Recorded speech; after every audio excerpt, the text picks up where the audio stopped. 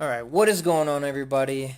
It's Solio Sniper V2 here, and today I'm bringing you guys a brand new series. It's for this new game, Shadow of War. I've been grinding this game for like the last, I think it's been out since what, October the 10th, so roughly like the last 2 weeks. I love this game. It's a whole lot of fun. Um, it's not as repetitive as Shadow of Mordor was, so it's been a lot more, like I said, addicting for me. And I just recently hit max level, and I decided, hey, I should probably make a tips and tricks video for people that either haven't gotten this far in the game or are looking to bolster their army and aren't really sure, how to go about doing it. So basically, I wanted to give some tips and tricks that I wish I had had while I was leveling up and while I was going through all the quests and the story mode and all this other stuff.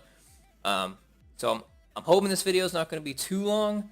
But like I said, I just want to go through a few things, what I've learned, what I found out, what's good, what's bad.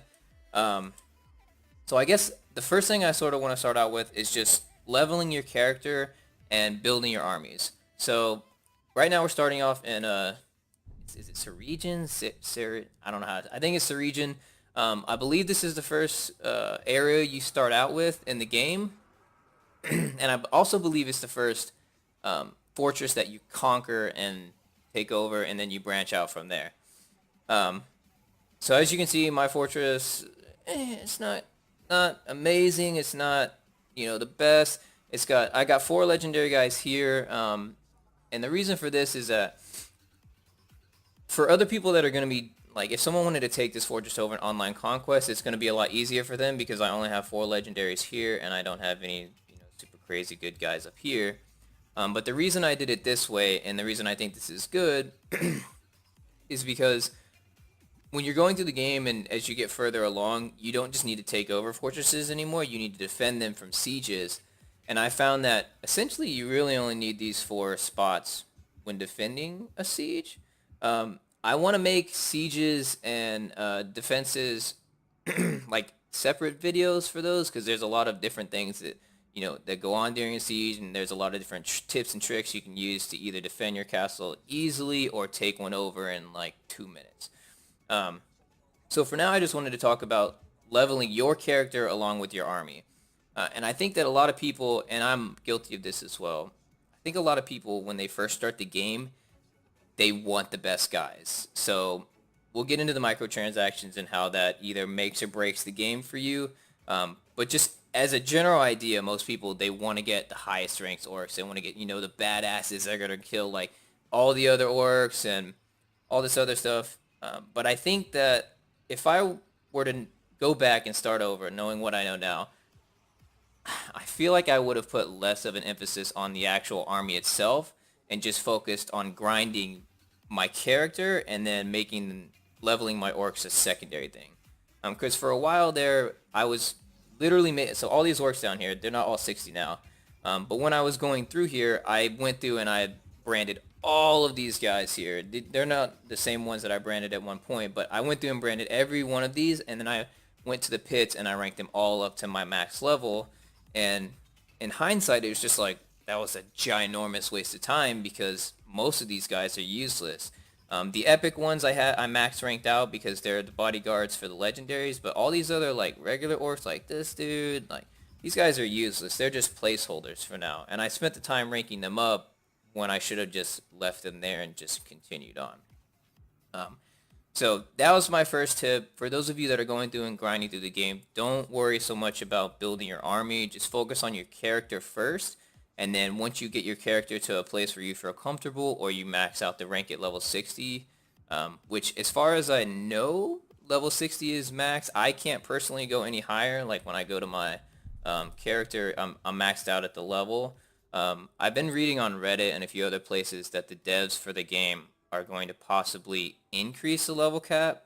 But for now, the cap is set at 60. So grind until you hit 60, and then you can turn around and focus on your army after that.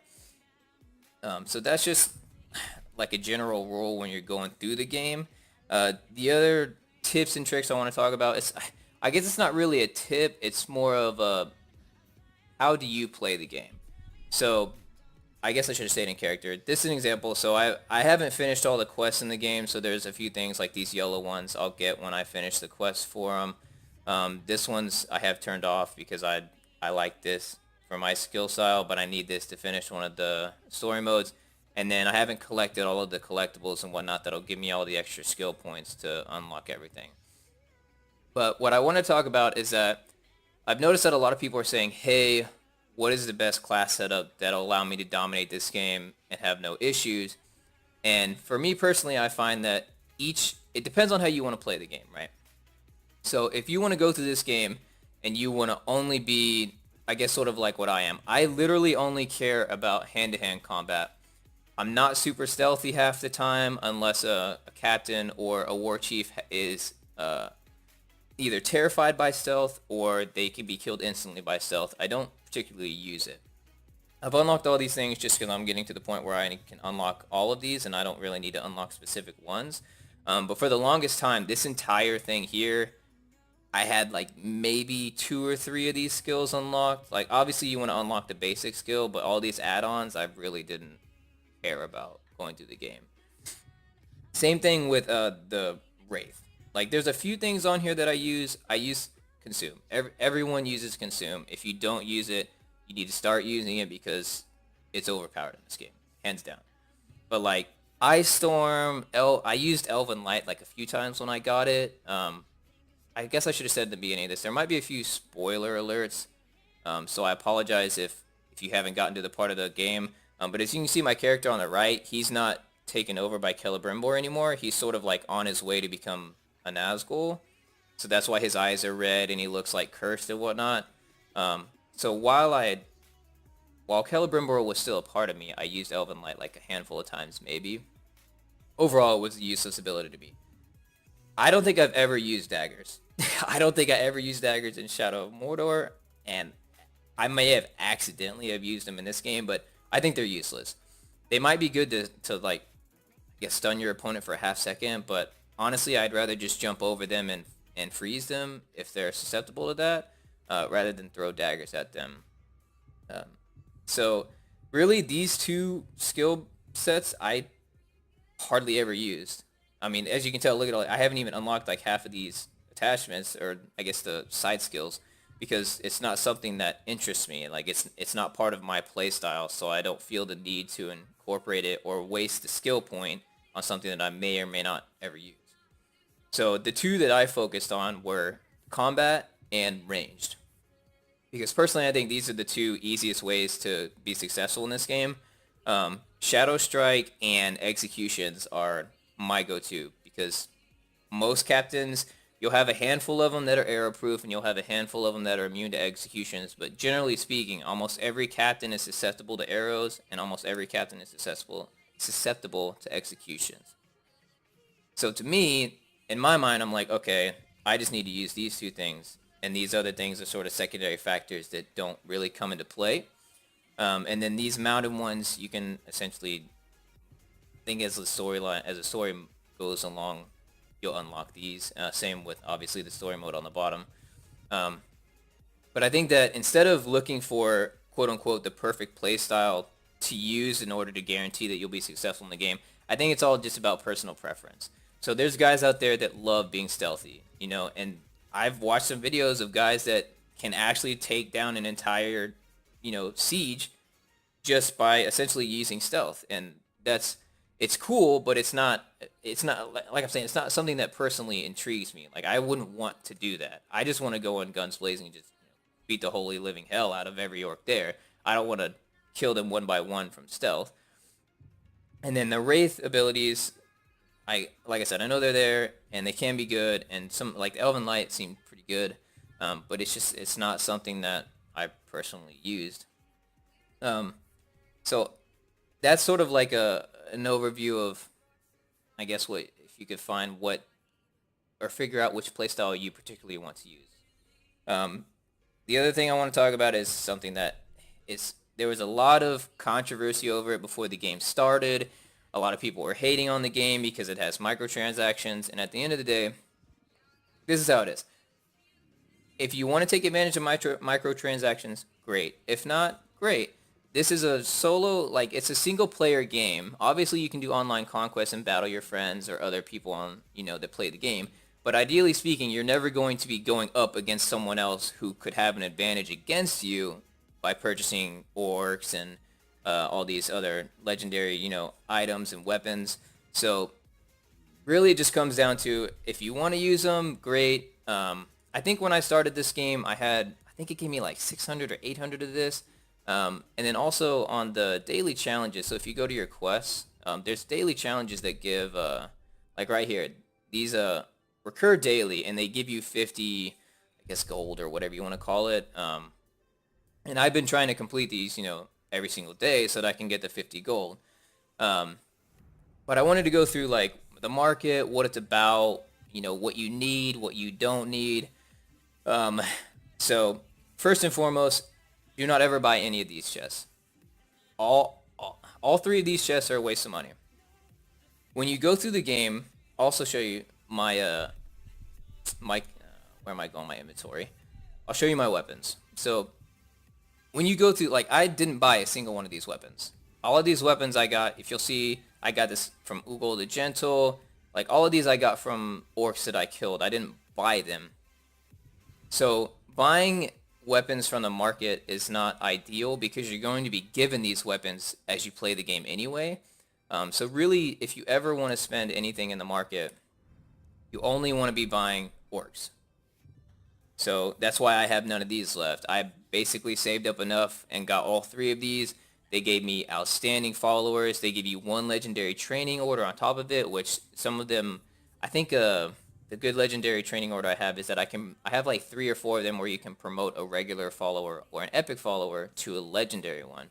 So those are always good to have. But like I said, don't touch these 3. It's a waste of time. I don't keep any regular weapons. I don't keep any epic weapons because at the end of the day, they're going to be worse than the legendary ones that you get. And it just, to me, there's just no reason to pick them up because I'm not going to use them. The only ones I say you should buy, this one is okay. It gives you 1 legendary and 2 epic. Honestly, it's only 200. It's pretty cheap, so you'll get 3 of these for the price of 1 of these. But at the end of the day, you're getting 4 legendary followers and a legendary training order. So I think hands down this one is better. So you'll get 3 legendary followers and 6 epics to here. So it's really a pick your poison. I personally like this one. I don't think I'd spend any money on this one just because I don't need the epic followers. I'd rather have the legendaries. But again, like I said, it's personal preference. The ones that I have bought, and I bought, and I don't even know how many of these I bought because so it's 1500 Mithrane, and if you'll see in the top right, I have 56,000 Mithrane. And you'll collect this as you play the game, and the higher level you get, the easier it is to get this Mithrane, especially if you go to the orc pits and train your orcs, because every time they win or lose, a weapon is dropped, and that weapon you can destroy for Mithrane. So like, if you get a level 55 or plus normal weapon, that's generally going to go for around 200 Mithrane, and if you get epic ones, it goes up and up and up from there, and so on. But the reason I like buying these is because, again, the orc followers don't really care. 1 epic, cool. 1 regular, whatever. But the consumable training orders are really good, especially if you get the 2-hour spoils of war. I have 4 of those, because, and this sucks that I'm max at rank and I can't use this, but this one's good to use if you're going through and sieging because the loot that is dropped, it'll give you much better loot. But mainly you just want the training orders, and I'll go through and show you which training orders are good and which ones are bad.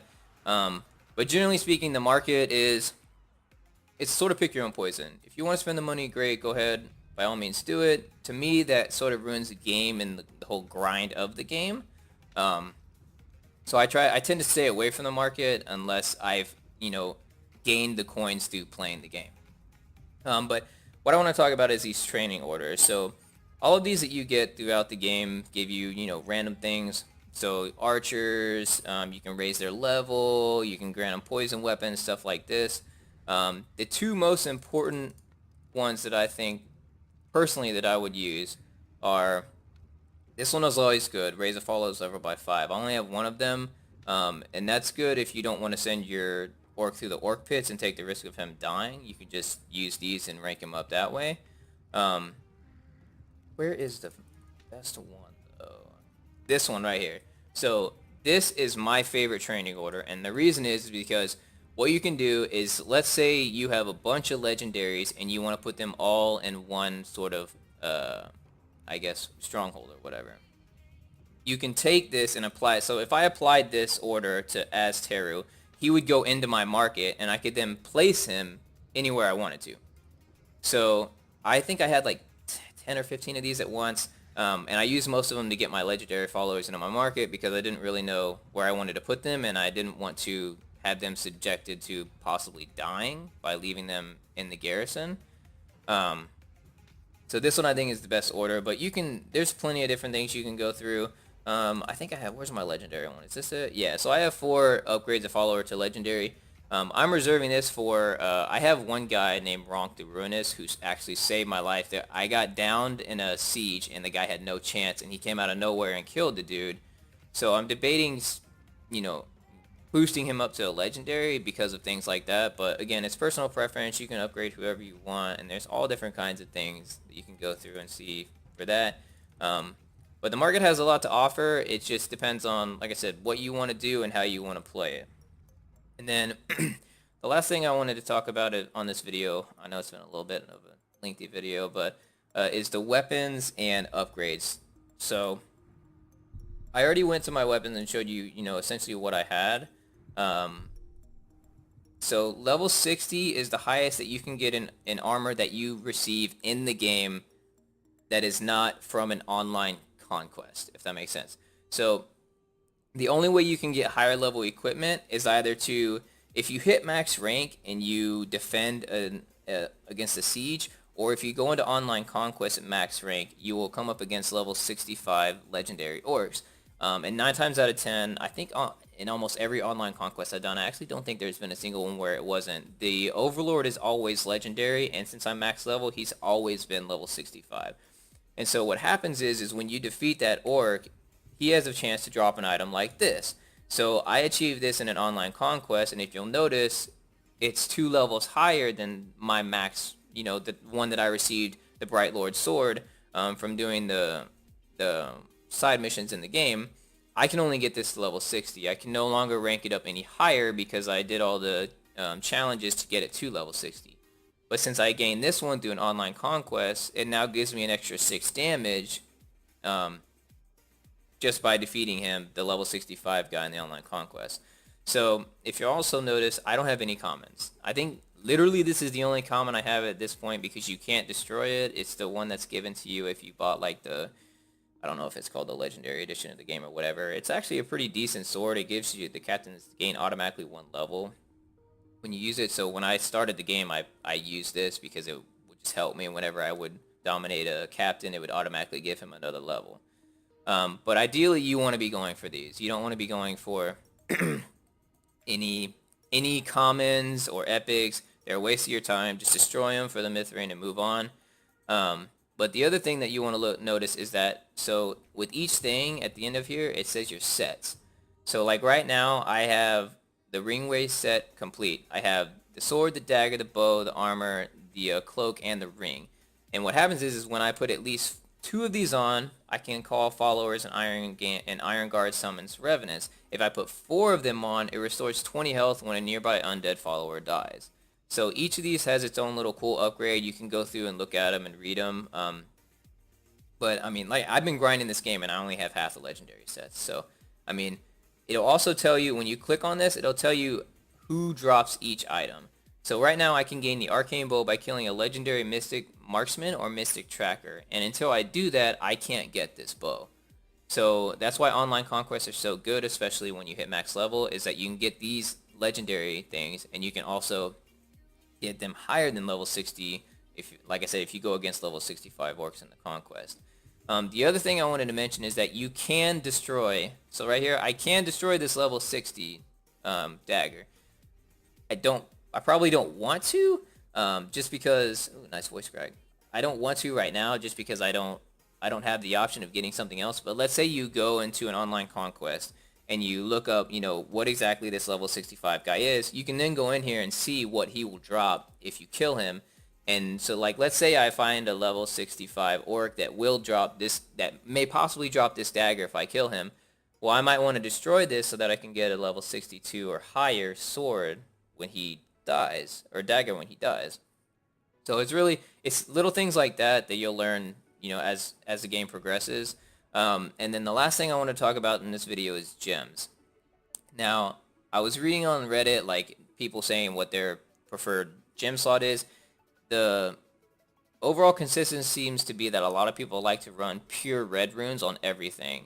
And while I don't think that's bad, I also think at the same time it's not the best. So before I had this green gem right here, I had these 3 red. And the reason is because the red increases the weapon's damage by 25% for this gem, and then I think it's like a little bit less for the other 2, like 15, 10, yada yada yada. But I have a green one on this just because I don't have any super high red ones right now. I only have this one, and I'd rather have the really nice green one that gives me health stolen, 8% health. But what I think what I want to stress the most is that I don't mind all red on all of them except for the ring. I think this is hands down the best one when going through the game, because if you look, this rune right now, any captain that I were to that I recruit automatically gains 4 levels, no matter what I have equipped, no matter anything. So if he's 56, when I recruit him, he automatically hits 60.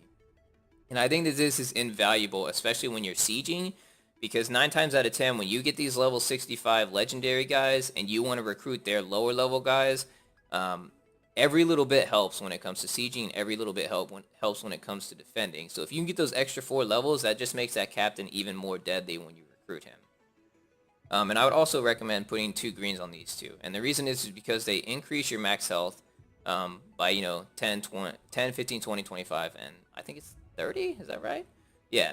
So this makes you a little bit more tankier. I don't think red would be bad because you can steal health with it. But at the same time, it's just, again, personal preference. It goes back to the whole playstyle thing. It's how you want to play the game. So if you want to be stealthy, then by all means put on all reds and you'll deal way more damage than I will. But at the same time, if you want to go in like I do, guns blazing, and just be a straight, brutal assault guy, then maybe having that little bit of extra health with the damage tacked on to only your weapons is probably the best for you. But like I said, again, playstyle, I keep reiterating it, but I think people are sort of trying to find, like, again, what is the best in this game, and it's not really what is the best, it's what is the best for you. So I hope that you guys enjoyed these tips and tricks. I'm sure I left out a few. I'm going to be trying to crank out some more videos, especially on the higher level sieges and the higher level defense against the siege, and then a few other things here and there on how to easily progress in the game, and what I think is good and what is bad. So if you guys have enjoyed the video, feel free to drop a like, subscribe if you haven't already, and I will catch you guys next time.